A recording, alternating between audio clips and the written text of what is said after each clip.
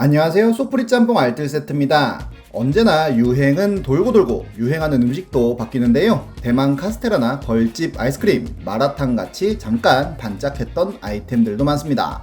그런데 정말 오래 갈 줄 알았는데 순식간에 사라지는 프랜차이즈들도 많은데요. 이번엔 우리 둘째가 태어나서 처음으로 크로플을 먹은 기념으로 한동안 대한민국 씹어먹다가 어느 순간 눈에 잘 안 보이는 프랜차이즈들을 모아봤습니다. 그럼 한번 볼까요? 첫 번째는 크라제 버거입니다. 크라제 버거는 프리미엄 햄버거 전문점이었는데요. 처음 크라제 버거를 봤을 때 당연히 외국 브랜드인 줄 알았고 토종 브랜드라는 이야기를 들었을 때 굉장히 놀랬던 기억이 납니다. 심지어 크라제라는 독일말 같은 이 단어는 코리아와 크레이지의 합성이라고 하네요. 맥도날드와 롯데리아가 전부인 줄 알았던 당시 크라제의 등장은 획기적이었는데요. 햄버거 치고는 엄청나게 비싼 가격과 더불어 수제 버거라는 생소한 아이템, 게다가 압구정, 청담, 가로수길 같은 비싼 동네에만 매장을 차리면서 뭔가 정말 비싼데 맛있고 고급스러운 햄버거라는 이미지를 가지게 되었습니다. 세트 메뉴가 보통 13,000원 정도였으니 지금 팔아도 비싼 가격인데요. 2010년에는 전국 100여 개의 매장과 함께 미국, 중국 등의 해외 매장도 열었고 2011년에만 300억이 넘는 매출을 기록합니다. 크라제가 대박이 나자 자니로켓, 프레시버거, 버거헌터 같은 프리미엄 수제 버거 브랜드가 우후죽순 생겨나기도 했는데요. 이를 바탕으로 자신감을 얻었는지 텍사스 치킨, 압구정, 볶는 커피 같은 브랜드까지 런칭합니다. 뭔가 허세를 노린 브랜드 느낌인데요. 하지만 해외 매장에서 크라제는 먹히지 않았고 슬슬 진짜 수제 버거집들이 유명해지면서 크라제의 매출도 떨어집니다. 사실 크라제는 고급 버거이긴 해도 수제 버거라고 하기엔 애매한 포지션이었는데요. 패스트푸드 갤러리에는 크라제 알바가 쓴 글이 있었는데 결국 신세계와 오뚜기에서 받은 소고기 패티 굽고 가공되어 들어오는 소스를 뿌리는 등 맥도날드나 버거킹 같은 데와 제조 과정이 전혀 다르지 않다는 것을 폭로한 것입니다.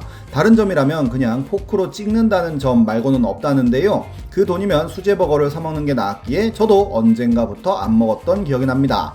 그렇게 매출이 떨어지자 현금이 없어 신세계푸드에 패티값 30억을 못 내는 일이 벌어지는데요. 이를 갚기 위해 결국 4억을 경매에 내놓기도 하고 홈쇼핑에서도 냉동식품을 판매하였으며 티몬 등에서도 반값으로 팔기 시작합니다. 그렇게 당장의 현금은 벌었지만 크라제의 고급 이미지는 추락해버렸고 그렇게 비싼 가격으로 사먹으려 든 사람들은 더욱 더 없어지는 악순환이 되어버렸는데요. 법정 관리 끝에 삼양식품에 인수되면서 크라제 맥스 같은 브랜드도 새로 런칭하지만 생긴지 모르는 사람이 더 많았고 이는 삼양식품 재무구조에도 영향을 미쳐 2015년 삼양식품은 적자를 봅니다. 게다가 미국 가맹점 사업자 측에서 본사가 투자를 하지 않았다며 소송까지 걸어버리는데요. 결국 두 번째 법정 관리에 들어가면서 재매각을 했지만 사려고 하는 사람은 없었고 결국 파산합니다. 하지만 크라제라는 브랜드는 LF푸드에 팔려서 지금도 함박스테이크나 미트칠리 프라이 같은 건 인터넷으로 살 수가 있습니다. 다음은 카페베네입니다.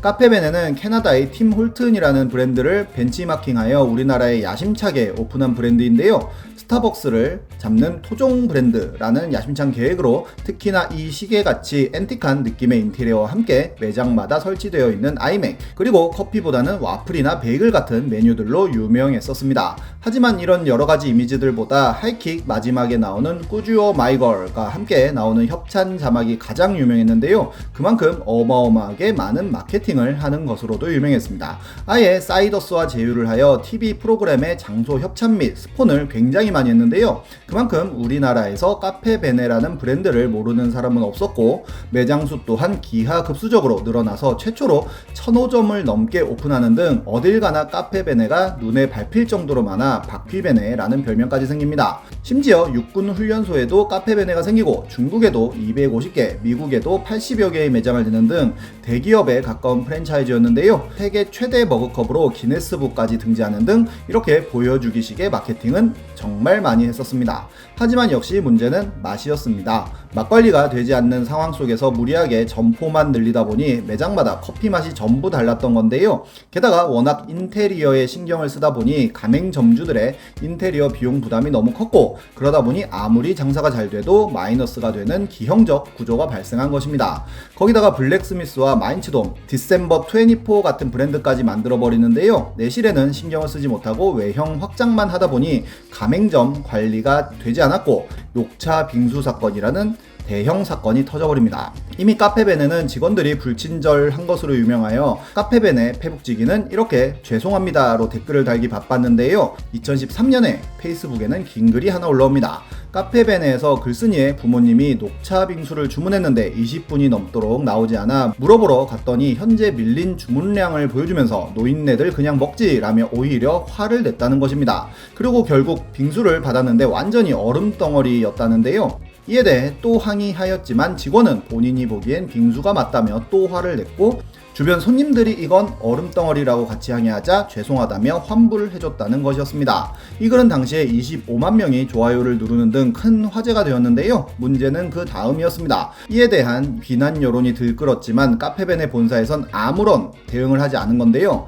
수많은 항의글을 받은 후에서야 해당 글이 올라온 지 40여 시간 만에 카페베네가 페이스북을 통해 사과문을 올린 것입니다. 하지만 너무나도 형식적인 사과문이었는데요. 이후로도 아무런 조치가 없자 여론은 더 안 좋아졌고 2차 사과문이 올라오지만 계속 사과만 드린다는 말만 반복해 그저 서비스 교육을 통해 노력하겠다는 말뿐인 사과였고 이미지는 더욱더 나락으로 떨어집니다. 결국 해당 점포의 점장은 퇴사를 하였고 페이스북에 해명을 올리는데요. 본인은 계속 사과를 했었지만 계속하여 항의를 하여 환불을 해드렸고 지속적으로 사과를 했지만 고객이 호되게 야단을 쳤다는 내용이었습니다. 그리고 노인네들이 주는 대로 먹지라는 말을 한 적도 없고 빙수가 나오고 오랫동안 먹지 않으면 이렇게 굳어서 얼어버린다고 해명하는데요. 어떻게 보면 진상한테 걸린 건데 이게 사실이라면 정말 점장은 억울할 것 같습니다.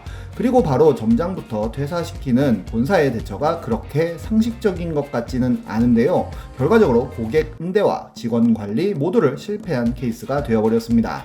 게다가 주휴수당 떼먹었다면서 고소를 당하기도 하였고 가장 식품위생법 위반을 많이 한 브랜드로 꼽히기도 하는 등 구설수가 끊이지 않습니다. 런칭했던 블랙스미스 같은 브랜드들도 망하면서 완전 자본 잠식 상태에 빠졌고 결국 기업 회생 절차를 신청하여 지금은 이름 빼고 모든 것을 다 바꾸어버린 개편을 하여 인테리어부터 메뉴까지 완전히 새롭게 다시 시작하고 있습니다. 이후로 카페베네 대표는 토니버거를 런칭하였는데요. 무려 매출의 60%를 햄버거 재료값으로 가맹점주에게 요구하면서 제때 재료를 납품해주지도 않아서 많은 가맹점주들이 폐업을 하기도 했다고 합니다. 다음은 계절밥상입니다. 계절밥상 역시도 처음 나왔을 때는 한번 먹어보기 굉장히 힘들 정도로 인기였는데요. 이미 베니건스 같은 패밀리 레스토랑이 완전히 망해버린 한국 시장에서 새롭게 한식으로 구성한 패밀리 레스토랑으로 차별화를 하여 큰 화제가 됩니다. 이렇게 직접 상추 같은 것을 기르는 모습을 보여주기도 하고 각 지역의 특산물로 만든 음식 등 재미난 모습들을 보여주었고 그냥 백반집 같은 한식 뷔페만 먹던 분들에게 이런 고급 한식 뷔페는 신세계였는데요. 계절밥상이 대박을 치자 자연별고 올반같이 따라 만든 브랜드들도 나오면서 한동안 한식 뷔페 붐이 일어났습니다. 하지만 문제는 너무 비싼 가격이었습니다. 가격 대비 막상 가서 먹어보면 먹을 것이 참 없었는데요. 차라리 결혼식 가서 먹는 뷔페가 더 나았다는 말이 나올 정도였고 이 돈 주고 갈만한 곳은 아니다라는 의견이 지배적이었습니다. 그러다가 이번 사태가 터지면서 아예 뷔페들을 안 가게 되어 매출이 급감하는데요. 3년 동안 빅3의 매장 93%가 사라졌다고 합니다. 지금은 이렇게 도시락 같은 배달을 한다고 하는데 예전 같은 명성을 되찾을 수 있을지는 의문입니다. 다음은 장우동입니다. 저같은 아재 세대 중에 장우동 안 먹어보신 분 잘 없을 텐데요. 1995년 대구에서 시작하여 전국적으로 파란 간판 우동집을 확산시킨 엄청난 프랜차이즈였습니다. 장우동이 대한민국을 씹어먹자 크루동, 큰우동, 강우동, 송우동, 용우동 같이 우동 시리즈 프랜차이즈가 엄청나게 많이 나왔던 기억도 나는데요. 전국적으로 1000여 개의 가맹점이 생겨났다고 합니다. 이름은 우동집이지만 인기 메뉴는 따로 있었는데요. 특히나 지금까지 보지 못했던 큼직한 크기의 김밥과 채소와 양념을 비벼서 싸먹는 비빔만두, 우동사리가 가득 들어있는 스페셜 떡볶이 같은 메뉴들은 인기가 굉장히 많아서 정말 이거 한번 먹어보려고 우동집에 줄을 서는 기현상이 일어나기도 했었습니다. 하지만 또 거짓말처럼 장우동 매장은 순식간에 사라졌는데요. 너무 많은 따라하기 가게들과 함께 김밥 천국이라는 새로운 강자가 나타났고 이런 분식집들의 피 튀기는 경쟁 속에서 너무 많은 가맹점들마다 맛도 다르게 나오는 등 관리도 되지 않아 자연스럽게 도태된 된 것입니다. 지금도 몇 개의 매장은 남아있다고 하니 남아있는 매장들은 찐 맛집일 수도 있겠네요. 이렇게 사라진 매장들을 보면 결국 맛 관리가 안 되었던 것 같은데요. 꾸준히 노력하지 않으면 모래성 위에 쌓은 듯 첫끝발이 개끝발이 되나 봅니다. 지금까지 속풀이 짬뽕 알뜰 세트였습니다.